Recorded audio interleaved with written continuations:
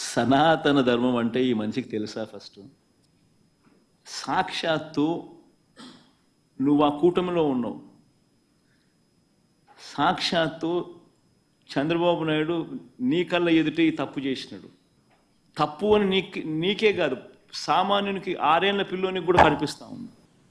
రాజకీయాలతో రాజకీయ లబ్ధి పొందేందుకు ఇన్ని కోట్ల మంది వెంకటేశ్వర స్వామి భక్తుల మనసుల్లో ఒక అనుమానం క్రియేట్ చేయడం, దానివల్ల అపవిత్రత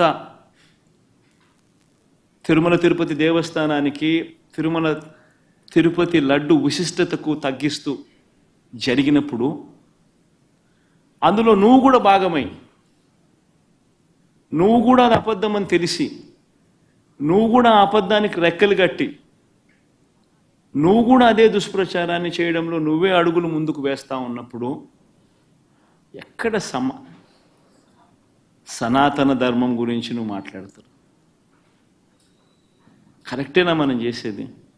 ఆ తప్పును మనం ఎత్తి చూపలేకపోతే, ఆ తప్పును గుడ్డిగా సమర్థించడం మొదలు పెడితే, అందులో దేవుని విషయంలో సనాతన ధర్మం అని చెప్పి మనం చెప్పుకోవడం ఎంత మటుకు ధర్మం?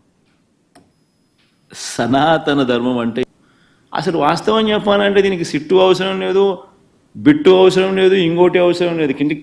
కంటి క్లియర్ కట్గా కనపడతా ఉంది అసలు ఏమీ జరగలేదని. అసలు ఏం జరిగింది, ఏం జరగలేదు అని చెప్పి చెప్పడానికి ఇవన్నీ కూడా ఆధారాలన్నీ ఒకటి ఆధారాలన్నీ కూడా చూపిస్తూ ఉన్నారు, చూపించడం జరిగింది. ఇవన్నీ చూస్తూ ఉన్నారు, కనిపిస్తూ ఉన్నాయి. దీంట్లో ఏం చేస్తారు? వచ్చి ఎవరైనా కానీ వచ్చి, ఏ అధికారులైనా వచ్చి ఏం చేస్తారు? అంటిల్ అండ్ అన్లెస్ రాజకీయ స్వార్థం కోసం ఇలా వీళ్ళు కూడా ఒక తప్పుడు రిపోర్టు తయారు చేసి, ఒక తప్పుడు ప్రచారం చేసి, దానివల్ల ఏమవుతుంది? వెంకటేశ్వర స్వామి కోపం వీళ్ళ మీద కూడా వస్తుంది. ఎవరైతే